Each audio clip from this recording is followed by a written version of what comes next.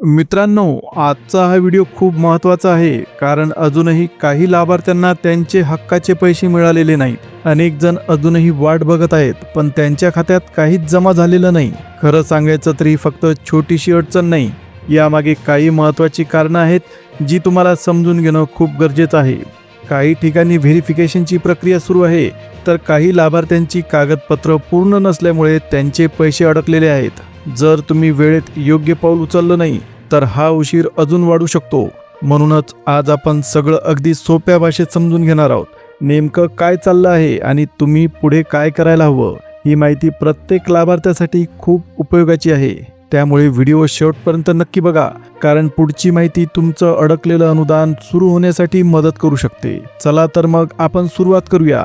तर मित्रांनो, आज आपण महाराष्ट्रातील संजय गांधी निराधार योजना आणि इतर सर्व निराधार योजनांबद्दल खूप महत्त्वाची अपडेट जाणून घेणार आहोत। त्यामुळे जर तुम्ही या चॅनलवर नवीन असाल तर लगेच सबस्क्राईब करा, कारण इथे तुम्हाला अशाच उपयोगी आणि अपडेटेड माहिती मिळत राहणार आहेत। आता सध्याची स्थिती काय आहे ते समजून घेऊया। मार्च महिन्याचं अनुदान जवळपास बहुतांश लाभार्थ्यांच्या खात्यात जमा झालेलं आहे, पण अजूनही काही जण असे आहेत ज्यांना पैसे आलेले नाहीत। तर अशा परिस्थितीत नेमकं काय करायचं, कुठे जावं आणि पुढे काय बदल होणार आहेत, हे सगळं आपण आज अगदी सोप्या भाषेत समजून घेणार आहोत। आता सगळ्यात महत्त्वाची गोष्ट, जर तुमच्या खात्यात 21 मार्च 2026 पर्यंत मार्च महिन्याचं अनुदान जमा झालेलं नसेल, तर तुम्ही थेट तहसील कार्यालयात जाऊन चौकशी करणं गरजेचं आहे, कारण या तारखेनंतर मार्च महिन्याचे पैसे येण्याची शक्यता जवळपास संपते। म्हणजेच 21 तारखेपर्यंतच पैसे वितरित होणार होते। आणखी एक मोठा बदल सध्या सुरू आहे। काही लाभार्थ्यांना आधी 1,500 रुपये मिळत होते, पण आता ते वाढवून 2,500 रुपये करण्याची प्रक्रिया सुरू झालेली आहे। विशेष म्हणजे हे बदल प्रामुख्याने दिव्यांग लाभार्थ्यांसाठी योग्य आहेत, कारण आता ही योजना दिव्यांग कल्याण मंत्रालयाकडे हस्तांतरित झालेली आहे। त्यामुळे सध्या मोठ्या प्रमाणात व्हेरिफिकेशन चालू आहे। तुम्हाला कदाचित जाणवत असेल, सध्या कामाचा वेग खूप वाढलेला आहे। अधिकारी स्वतः फोन करून तुमची माहिती व्हेरीफाय करत आहेत। आधी आपल्यालाच ऑफिसमध्ये जावं लागायचं, पण आता काही ठिकाणी कर्मचारी स्वतः संपर्क साधत आहेत। जर तुमच्या UDID कार्डमध्ये काही त्रुटी असतील तर त्याबद्दलही फोनवर माहिती घेतली जात आहे। आता पुढील महिन्याबद्दल थोडक्यात सांगतो। मिळालेल्या माहितीनुसार पुढच्या महिन्याचं अनुदान 2 टप्प्यांमध्ये येण्याची शक्यता आहे। सुरुवातीला दिव्यांग लाभार्थ्यांच्या खात्यात पैसे जमा होतील आणि त्यानंतर काही दिवसांनी इतर लाभार्थ्यांना अनुदान दिलं जाईल। साधारणतः 3 ते 8 दिवसांचा फरक असू शकतो। आता ज्या लोकांचं व्हेरिफिकेशन किंवा डॉक्युमेंट्स अजून बाकी आहेत, त्यांनी अजिबात वेळ वाया न घालवता तहसील किंवा तलाठी कार्यालयात जाऊन प्रक्रिया पूर्ण करावी, कारण पुढे वाढीव अनुदान मिळवण्यासाठी ही पायरी खूप महत्त्वाची आहे। बऱ्याच जणांनी आधीच डॉक्युमेंट जमा केलेले आहेत आणि त्यावर काम सुद्धा सुरू झालेलं आहे। आणखी एक महत्त्वाची सूचना, जर तुम्हाला मागील 2 ते 3 महिन्यांपासून म्हणजे जानेवारी, फेब्रुवारी किंवा मार्च अनुदान मिळालेलं नसेल, तर तुम्ही स्वतः पुढाकार घेऊन कार्यालयात जायलाच हवं, कारण प्रक्रिया पूर्ण होऊन अनेक दिवस झालेले आहेत आणि बहुतेक लोकांना पैसे मिळालेले नाहीत। जर अजूनही आले नसतील, तर तुमच्याकडून काही ॲक्शन घेणं गरजेचं आहे। आता प्रश्न येतो, कधी जावं? तर शक्यतो पुढील 2 ते 4 दिवसातच जा, कारण सध्या थोडी गर्दी कमी आहे। पण नवीन महिना सुरू झाला की पुन्हा कामाचा ताण वाढेल आणि तुमचं काम लांबू शकतं। आता डॉक्युमेंट्सबद्दल स्पष्ट बोलूया। सध्या लगेच इन्कम सर्टिफिकेट किंवा हयातीचा दाखला देण्याची गरज नाही, पण पुढील महिन्यासाठी ते तयार ठेवणं आवश्यक आहे।